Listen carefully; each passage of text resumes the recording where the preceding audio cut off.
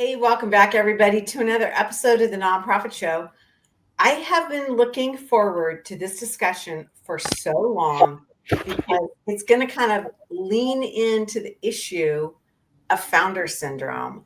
And we're going to be talking specifically with Joan Brown and Catherine Bradshaw about what happens next when you follow a founder and you go into leadership. What does this look like? And it's filled with a lot of mystery and angst and wonderment. And so I can't wait to get into this. Ladies, I have a feeling that you're going to disabuse us of a lot of prejudices and biases that we have about founders. And maybe, or maybe not, I'm not sure, but this is going to be a lot of fun. So really excited for this conversation. I'm also excited to report that we have amazing presenting sponsors. They include Bloomerang, American Nonprofit Academy, Staffing Boutique, Holdings Nonprofit Banking, Interim Executives Academy, Your Part-Time Controller, Fundraisers Friday, and JMT Consulting. Joan Brown is the Chief Operating Officer of Interim Executives Academy, one of the brain trusts over at this amazing organization who we partnered with really from the get-go. And Catherine Bradshaw joins us as a senior search specialist from EOS Transition Partners. Wow. Catherine, I think you've probably seen it all, huh? I've seen a lot of transitions in searches, that's for sure. And a lot of founder-led organizations saying goodbye to their leaders. And that's hard. That's a hard transition. It's really an interesting thing. And that's why I'm so excited to have this conversation with you. As we've talked, Joan, there's such, and I'm going to use the word upheaval, but such a change just with the demographic shift of leadership from nonprofits and for-profits as well. But leaders aging out, we're moving up to these next generations. Founders have got to be a huge part of that.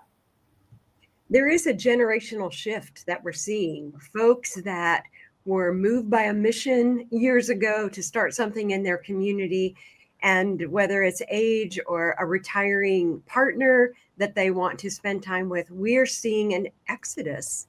And that means it's an exciting time, but also a challenging time. Yeah, really an interesting way to phrase it. And I definitely like the idea that that this is a positive aspect for everybody. But let's start with you, Catherine, and ask the question, how are founder-led nonprofits different from the run of them? I'm going to say run of the mill, but that's not really a good way to put it. But just this founder aspect, how does this look? Yeah, and of course, every organization is unique in its context. So I just want to throw out some common characteristics of founder-led organizations. And you might be in one, or somebody out there might be in one and say, well, it's not us, but there are some common characteristics. And so, for example, if you think about it, this founder has come in with the vision. Typically, it's years and years ago, but over time, they've really become the identity of the organization, and that they've shaped it. They have been the ones setting the direction. They've been the ones making the key decisions, right? And so people get very dependent on that founder leader. And boards tend to be more rubber stampers, because here's this strong leader who knows where we need to go and what we need to do. And so they tend to be a little more head nodding and leaning back and letting that leader take charge. Those founders tend to hold a lot more of the key relationships, donors, partners in the external world, those strategic partners, and that's a real risk, because when they do step away, if they haven't really transferred the reins of those relationships, you can lose money, resources, all kinds of things, and they just in general, it can be hard for them to step back and really let others share, because when they this as mature and grounded as they might be, it can be hard to let go of your baby, and you might worry things are going to fall apart, and everything you've put into this organization can go the way that you don't want it to. So those are some of the key characteristics, and it can Yeah. Let others come in here. Joan, do you have some thoughts to share on that as well? I agree with everything that you said. And I think one thing we sometimes don't think about is that founders often shape the organizational structure based on their own strengths. So if I'm the founder of the organization, as it grows from being a one-person shop to being a larger, more evolved organization, I hire for my weaknesses and hold my strengths. And so when it comes time to change leadership, we often have to really think about what is it that we're going to need next? Yeah. Absolutely. Okay, that blows my mind because I'm going through all of the, founder-led organizations that I've come in contact with, that I've worked, served with. And wow, I never put two and two together in terms of that overall structure. I always assigned more that passion quotient, right? That nobody's going to work harder, nobody's going to have the inside piece. Exactly what Catherine said, the fear of some of those pivotal relationships being brought to bear, or possibly let go, which is terrifying for an organization in so many ways. Really interesting comments from both of you to kind of level set this. So then let's talk about the next piece, that when we have a succession that we need to look at, what are some of the unique things? And I got to start off by asking the question is the CEO, the founder, are they thinking about their own replacement, or do you see more of an external thing going on? Like people saying, okay, it's time for them to move on. Like where's the genesis of this? Catherine, let's start with you. Yeah, really good question.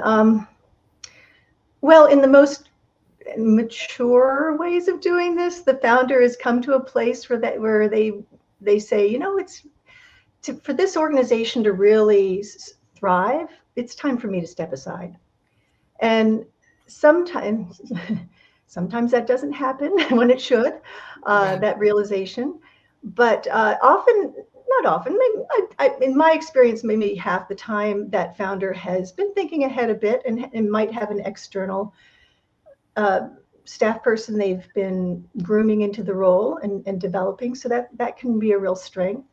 And I would say, and I just want to do a little bit of a plug here to say that the earlier an organization with a founder can start to think about that succession, the better, because it is going to take a while for not only the leader to let go of the reins over time and shift responsibilities and relationships, but for the external world and community to also make that transition. And so doing that succession planning way upstream can be very helpful.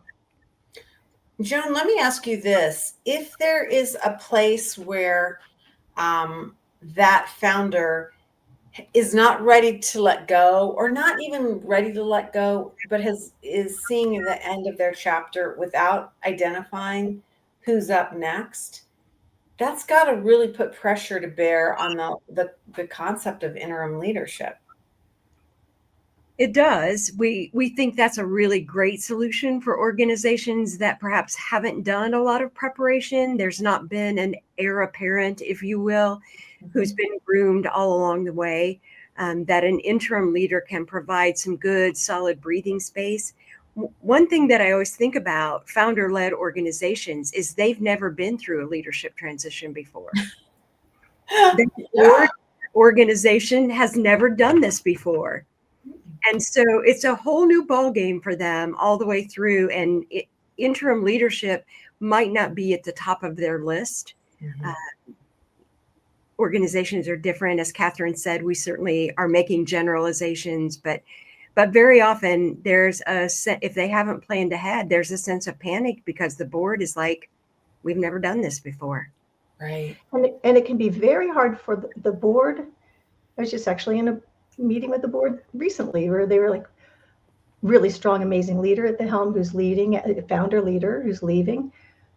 we can't imagine anybody else. Like, is this, I can't imagine this is going to really be successful. Like, they have a hard time even thinking that they're going to get through this. So yeah, that's why that succession planning earlier on, so they start thinking about it. It's okay. You don't, the leader may not even be saying I'm leaving at this time, or 2 years, but just starting to put that plan in place and thinking about what it will be like, gets people, as Joan is saying, they've never done it before, and gets them really more grounded in the reality of it, and how to navigate it successfully. It's such an interesting thing because it becomes so personal, and we use that term founder syndrome. We talk about leaders that their organization is their identity, their journey is their identity. The community associates their organization with that leader.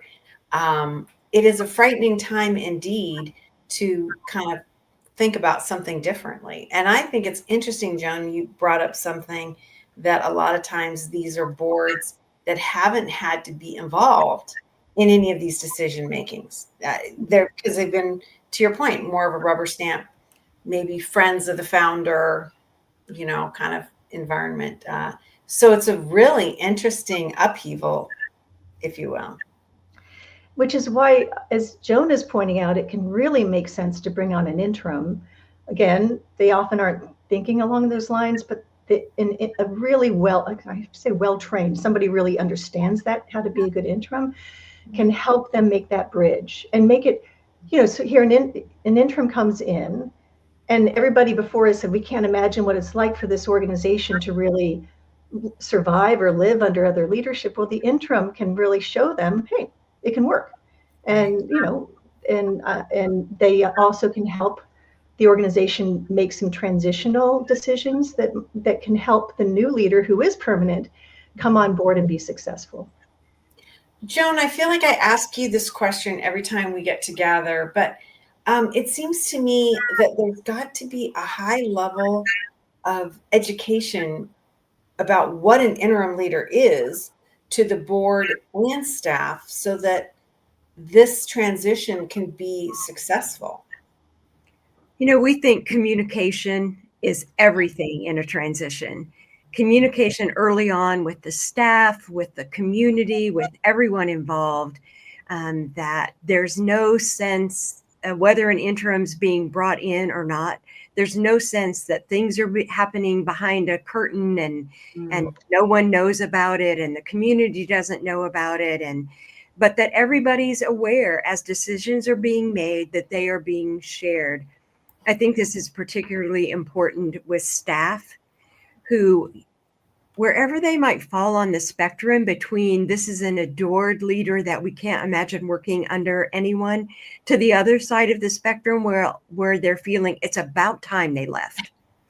That wherever people fall, there's uncertainty, and none of us function well with prolonged uncertainty. So communicating well with everybody about how this transition is going to go. It's why we think education for consultants who work with organizations around transition issues, and education for organizations around how valuable an interim and a trained consultant can be around this particular time. We think that's really important. And if I can throw in too, another really important support can be providing some real support to that exiting founder. Coaching can be really helpful. We actually run a cohort program for exiting founders, or actually it's not for founders, exiting retiring execs, but often they are founders. And that can be so helpful because they're going to be dealing with a lot of emotional stuff and challenges, and how to do this in a graceful way, in a way that's going to leave the organization solid and strong, which is what they really want. They started this organization, they want it to succeed. Yeah, exactly. It's so funny that you would say that, Catherine. I was at a women's group that I belong to, and I was talking to a very high profile executive leader who was not the founder, but she was in service for like 25 years. So she really had absorbed all of those characteristics and everything. And she told me, she said, Julia, I thought they would be calling me every day. Like, I left on a Friday, that Monday they would start calling and calling, and nobody called. And she said that she was devastated and for several weeks. And then she realized, she flipped the script and she said, I did a good job. I made it so that they didn't have to call. And I was like, wow, what an incredible legacy that she was able to leave for herself and the organization, you Yeah. know. Um, And yeah, I love that anecdote that you brought in, because I'm glad she had that realization and maturity to say, "Oh, I did it right." There's often that question, especially with founders leaving, is how long should the person overlap and be around yeah. in the organization? And it's again very situation dependent. But especially with a founder, I always advise get the person out of the way. Like really let that new leader step in and be a leader. But that founder executive is holding a lot of knowledge and information that's really important to transfer. So they should be on the side, but available for any phone calls or emails or whatnot, just to make sure that that the new leader can turn to them. But as you're pointing out, if there's been good succession planning and there's been all of that knowledge and information has been codified and organized and is kept somewhere, and staff also know where to find things, there's going to be less dependence on that exiting founder for them. So let's dig into that, because I love that you're talking about this in terms of open communications. I've often heard founders say that they will meet, but they don't want to be back on campus because they don't want to confuse like who's the leader. That they want to do it, if you will, offline, so that they're protecting the integrity of that new leader. And I'm wondering if you see some other things that interims can achieve more success with a little bit more strategy on some of these things. Yeah, I Catherine? wish we saw a little bit more of that, of the founder moving off. One of the, I think, mistakes that we see as interims go into organizations is the board. And I think this comes from a place of really strong intention, respect, honor for that leader, will create some position for them. Oh, let's bring them on as a board member, or perhaps they, because of their connection to our donors, they should do some major gifts work. Let's find a place for them so they don't think we're discounting all the amazing things they've done. And that is one place where an interim will have some work to do with the organization. Because in the long run, and again, there are exceptions with leaders who manage that, but in the long run, that is not great for anyone, in my experience. And I don't know, Catherine, if you have seen Yeah. that, but it just Definitely. isn't a great idea. Yeah, and there is that mistake of saying, well, we don't want to lose that founder's institutional knowledge, so let's put them on the board. Ooh, big mistake, because then everybody's turning to them still for their decisions and their thoughts and their leadership, really. So the board is not a good place for them. Sometimes it can work for that exiting founder to have a retainer kind of a relationship with the organization, where it's very clearly defined, maybe a certain number of hours a week, where they're available to the new permanent leader for help, some training or whatever that might, transferring those relationships, introducing that person. So, but it has to be very clearly defined, or it can get real murky, really messy, and a lot of tension if not. Catherine, I love that idea of the retainer and that kind of, if you will, job description set up first, to talk about real specific things, as simple as introductions and navigating some of those issues, especially if you're bringing somebody from the outside who might not even be from the community, right? I mean, that's a heavy lift. Right. Yeah. The other thing is that a lot of founders are holding you can talk about the information that needs to be transferred and where to find the passwords and blah, blah, blah. But there's also a lot of knowledge that person has that's harder to have it in writing. So I advise sometimes for the exiting leader to even do little mini videos on Loom or something like that. That's just sort of telling the story. And so as much preparation before the departure that can be done that says, here's the information that you need to have so that afterward, I can really step aside and let you be the leader is really the best situation. Joan, let me ask you this. And we've talked about this in a different situation, but when you have a founding leader leave and you move into interim leadership, how long should that last? What's a good way to look at this before you start that, seating that next permanent leader? That is so different with each organization. We think just about any interim engagement, no matter what the situation is, benefits by being somewhere around 9 months would be an ideal. Not every organization does that. And we've had them go as long as 2 years when there was a lot of things to be worked out. But I think when we're talking specifically about an interim who follows a founder, what's the period of time to let that founder sort of share their knowledge with the interim and get done everything that needs to be done in preparation for the search for the permanent? There are cultural issues, there are organizational structural issues, there are knowledge and information transfer issues. The interim lets all of that come to them through the founder. Even that retainer may last through the interim position and then be finished before they begin the work of finding the permanent leader. That really puts separation between what was a wonderful, meaningful, valuable past, and then this next generation leader who's going to come in and set their own path. That's why we think interims can be so, so valuable, particularly following a founder. Yeah, I love that approach. And I feel like if everybody could hear that and understand it going in, it would cause a lot less stress. People would be like, okay, I get this. I get the journey. This isn't an emergency. As you've, said before, Joan, the interim is not a babysitter. They're someone just holding the keys until the next person comes in.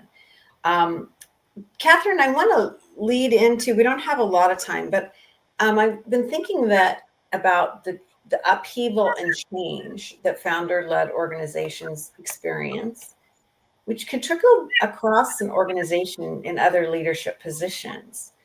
Is that interim position going to be engaged with filling those holes or identifying those gaps, or what does that look like to you?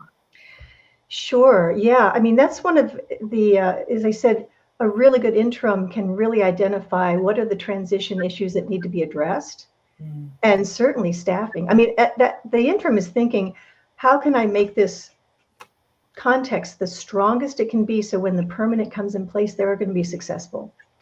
And so what are those staffing positions that need to be filled? Often, and Joan, you might have thoughts to share on this, but because they're not a permanent executive director, they're an interim, they might be needing to check with the board more on some of the hires, especially if they're more, higher level C-suite positions, more than a regular executive would. But nonetheless, you're right. They should be thinking about this. What's the staffing structure that's going to really support the incoming permanent executive? So, yeah. Any thoughts from you, Joan? We do know that sometimes when a long-term leader leaves, other people follow them. Right. So there may be staffing situations that can't wait for the next permanent leader. And so the interim will need to think about, do we hire an interim chief development officer so the next permanent leader can hire their own development officer? There are lots of strategic questions around staffing that come up in any interim engagement, but particularly following a founder. And I really appreciate your comment, Catherine. We do feel like interims need to be very transparent with boards about what's happening. The hiring, staffing issues in an organization belong to the ED or the CEO, not to the board. But in an interim position, very often interims will bring board members into those major decisions. It is a little bit different situation. Mm-hmm. Catherine, do you think that is a community is focusing on an organization in transition, that this is a healthy move to have some of these, I'm going to call them subsets of interim leaders, or how do you communicate back out to your stakeholders that this is good, that we're not a flailing organization, right? That we're not dipping down, but we're actually going up. So important. Yeah, the communication through all this, especially with a founder departure, is so critical, because especially if it's been a really strong founder who has set the identity, who is the identity of the organization, you have to convey that we got this under control, we're thinking strategically, and communicating that about an interim stepping in. Treating it a little bit, and maybe have some thoughts on this too, Joan, but treating it a little bit as, here's a new person in our organization. Maybe there should be some press release or something, and certainly talking with donors about the move that you're making, and bringing in an interim who's really going to help the organization strengthen and prepare the organization for that permanent executive. So the communication strategy is about, we got this under control, we're doing this strategically and with strength. Yeah. It's really an interesting thing, because Joan, going back to the educational aspect of what an interim even means for a lot of communities, this is going to be a novel idea, right?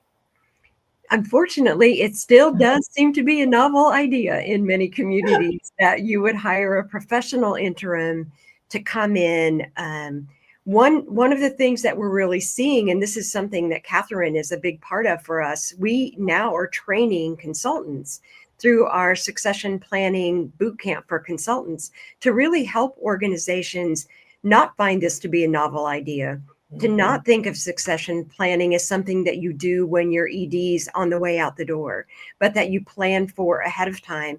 And we think we can move the dial in communities to start thinking more strategically about succession planning, about interim leadership, by having well-trained consultants. And that boot camp is coming up in December, and Catherine is one of the leading faculty members, and we're super excited about this move to educate communities. Cool. I love that, because I just feel like if you get it, it's just a wonderful, wonderful tool.